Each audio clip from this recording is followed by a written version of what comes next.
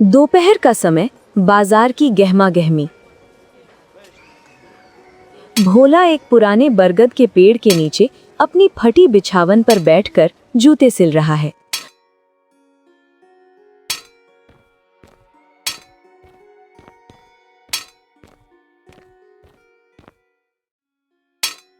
तभी एक गांव वाला आता है। भोला भैया, ये जूता जरा मजबूत कर दो, कल बिटिया के ब्याह के लिए शहर जाना है, कहीं बीच रास्ते में जवाब न दे दे। अरे काका, फिक्र क्यों करते हो? भोला का टांका और भोला का वादा दोनों कभी नहीं टूटते। बस 2 मिनट उठिए, अभी चकाचक कर देता हूँ।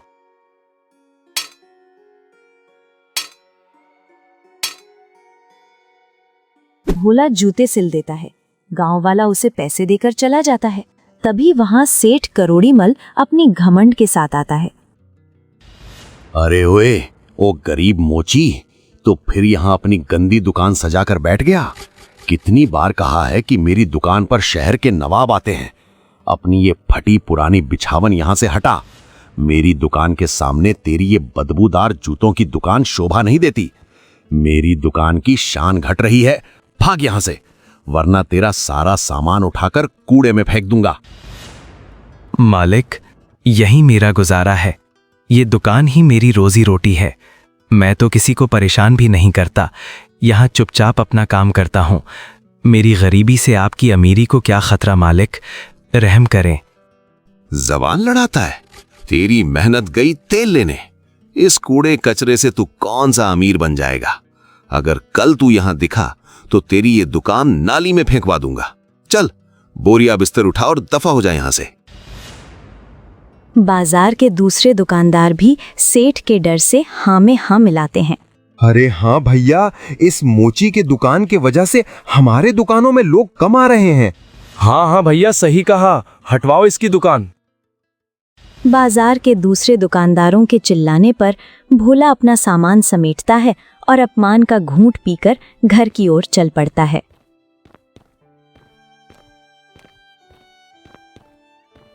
भोला घर पहुंचता है। भोला की बीवी लक्ष्मी चूल्हे पर सूखी रोटियां सेक रही है। भोला थका हारा और उदास मन से अंदर आता है। आज इतनी जल्दी घर आ गए? और चेहरा इतना उतरा हुआ क्यों है? सब ठीक तो है ना? अरे भाग्यवान, सेठ ने बाजार से हमारी दुकान हटवा दी।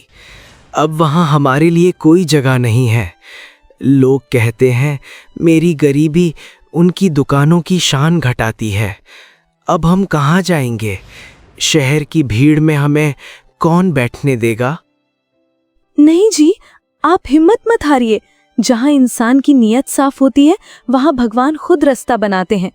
बाजार नहीं तो क्या हुआ, हमारे घर के बाहर जो नीम का पेड़ है, हम वहीं अपनी दुकान लगाएंगे। अरे सही कहा, तुम सच कहती हो लक्ष्मी। ये तो मैंने कभी सोचा ही नहीं।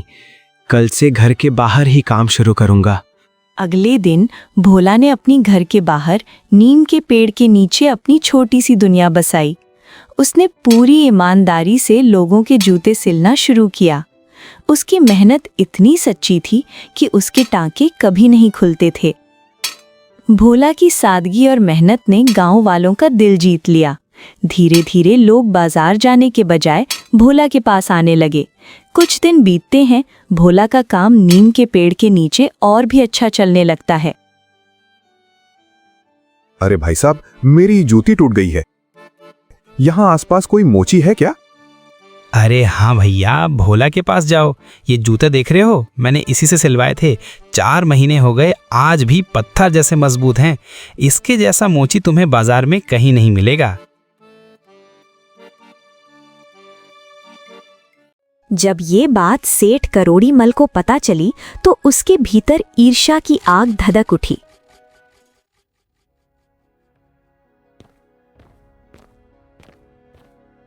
उसने एक चाल चली और अपनी कीमती जूती लेकर भोला के पास पहुंचा। जूती के अस्तर के नीचे उसने जानबूझकर एक राजशाही हीरा छिपा दिया था। अरे ओ भोला, बड़ा नाम कमा रहा है यहाँ बैठे बैठे। देख, मेरी खानदानी जूती टूट गई है, इसे जरा मजबूती से सील दे। और याद रखना, अगर जरा भी खराबी हुई तो इसकी कीमत तेरी पूरी दुकान बेचकर भी वसूल नहीं होगी। अगर तूने इसे पहले जैसा बना दिया तो तुझे माला माल कर दूंगा। जी मालिक, निश्चिंत रहें। जैसे ही भोला जूती खोलता है, उसे अंदर से चमकता हुआ हीरा मिलता है। मालिक, मालिक देखिए, आपकी जूती में ये कीमती हीरा फंसा था। ये लीजिए अपना हीरा। अरे बस एक? मेरी जूती में तो 2 हीरे जड़े थे। मेरा एक और हीरा कहाँ है? तूने मेरा दूसरा हीरा अपनी जेब में डाल लिया। इसमें तो 2 हीरे थे। तूने मेरा दूसरा हीरा चुरा लिया। तू चोर है। ओए लोगों, देखो, ये मोची सिर्फ गरीब ही नहीं, चोर भी है। दूसरा? नहीं मालिक, भगवान कसम, मैं ईमानदारी से काम करता हूं। इसमें तो बस एक ही हीरा था। चुप कर। मेरी जूती में जोड़ीदार हीरे जड़े थे। तूने दूसरा हीरा अपनी बीवी के लिए चुरा लिया। तू चोर है। अब या तो मेरा दूसरा हीरा दे या हर्जाने के तौर पर अपनी आज की पूरी कमाई मुझे दे, वरना तुझे अभी जेल भिजवाता हूं। सेठ ने जबरदस्ती उसके संदूक में रखे वो 100 रुपए भी छीन लिए जो भोला ने महीनों की मेहनत से बचाए थे। गांव वाले, जो अब तक भोला की इज्जत करते थे, कानाफूसी करने लगे। अरे देखो देखो, दिखता तो शरीफ है पर निकला चोर। अरे हाँ भैया, हम तो इसे ईमानदार समझते थे, पर ये तो चोर निकला। भोला का सम्मान मिट्टी में मिल चुका था। उसे दुख हीरे का नहीं, चोर कहे जाने का था। वो काफी दुखी हो गया।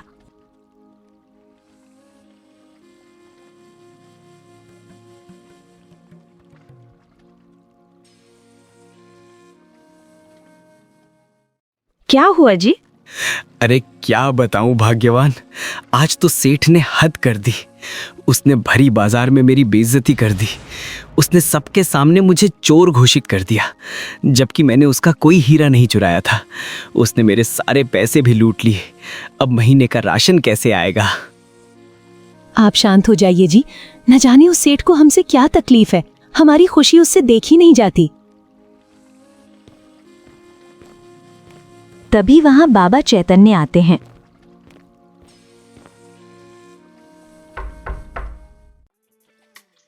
अरे कोई है क्या?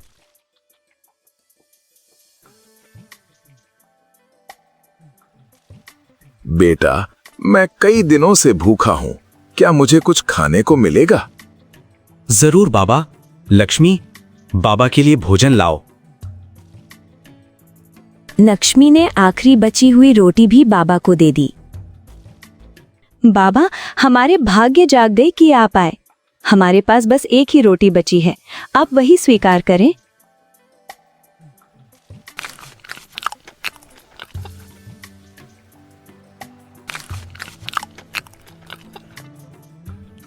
ये रोटी तो बहुत ही स्वादिष्ट है। भोला और लक्ष्मी खुद भूखे रहकर अपनी आखिरी रोटी बाबा को खिला देते हैं। बाबा प्रसन्न होकर अपने झोले से एक चमकती हुई सुई और धागा निकालते हैं। भोला, ये दुनिया आंखों से देखती है, पर ईश्वर नीयत से। तू इस परीक्षा में पास हुआ। मैं तुम्हारी दया और ईमानदारी से अत्यंत प्रसन्न हूं। सेठ ने तुमसे जो छीना है वो तो मिट्टी था। मैं तुम्हें वो दे रहा हूं जो तुम्हारी तकदीर बदल देगा। ये लो, अमर सुई और इंद्रधनुषी धागा। ये क्या है बाबा? ये जादुई सुई और धागा है। इससे तुम जो भी जूता सियोगे वो कभी नहीं टूटेगा। जो इसे पहनेगा उसकी किस्मत संवर जाएगी। तेरी मेहनत का फल तुझे जरूर मिलेगा।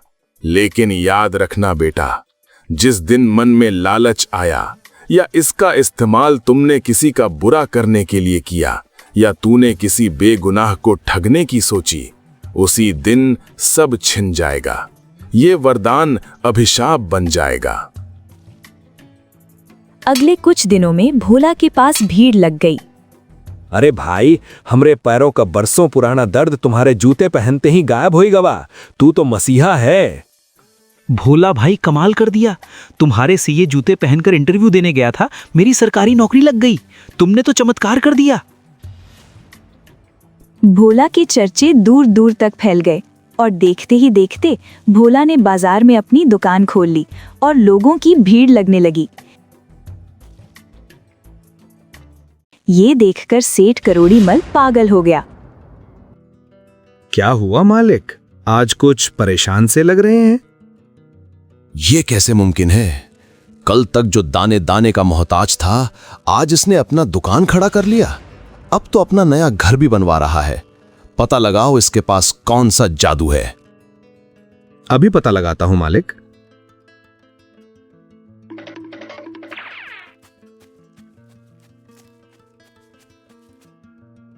लक्ष्मी, ये जादुई सुई और धागे ने तो हमारी किस्मत ही बदल दी। हम कभी लालच नहीं करेंगे। सही कहा जी। अच्छा, तो तेरी अमीरी का ये राज है।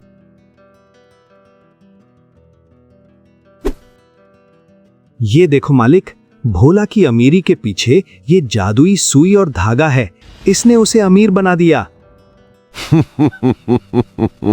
अब इस सुई धागे से मैं खुद के लिए जूते बनवाऊंगा और दुनिया का सबसे अमीर और शक्तिशाली आदमी बन जाऊंगा। अगले दिन वो एक मोची को बुलाता है और अपने लिए जूते बनवाता है। ओए जादुई जूते, अब जल्दी से मेरे सामने ढेर सारे पैसे और सोने ले आ, ताकि मैं इस दुनिया का सबसे अमीर इंसान बन जाऊं। अरे ये क्या, मेरे पैर जमीन से चिपक क्यों गए? मैं हिल क्यों नहीं पा रहा? अरे बचाओ बचाओ। क्या हुआ मालिक? जैसे ही सेठ ने वो जूता पहना, उसके पैर जमीन से चिपक गए। अरे बचाओ, कोई बचाओ। हे भगवान, ये क्या हो गया? अरे मोती, जा भोला को बुला कर ला।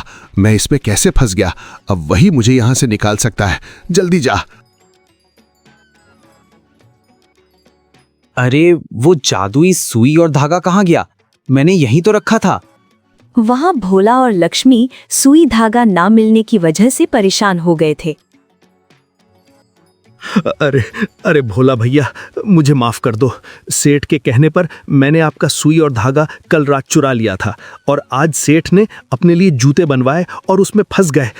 कुछ मदद करो भोला भैया।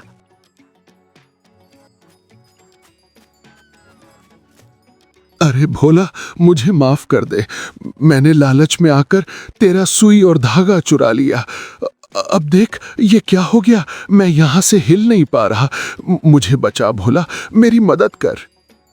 मालिक, ये सच्चाई की सुई है। इसे सही करना मेरे हाथ में नहीं है। तभी वहां बाबा चैतन्य एक चमकती शक्ति के साथ प्रकट होते हैं। सेठ करोड़ीमल, तूने लालच दिखाया और एक बेगुनाह को सताया। यही तुम्हारी सजा है। मुझे मेरी गलती का एहसास हो गया है। अब मैं कभी किसी का बुरा नहीं करूंगा। मुझे माफ कर दो। मुझे यहां से निकालो बाबा। तभी अचानक सेठ के पैर आजाद हो जाते हैं। अरे मैं आजाद हो गया। भोला, मुझे माफ कर दे। ये ले अपना सुई धागा। मैं आज के बाद तुझे या किसी को भी परेशान नहीं करूंगा। भोला और लक्ष्मी ने कभी घमंड नहीं किया। उन्होंने उस जादुई सुई से पूरे गांव के फटे हुए जूते और किस्मतें सिली।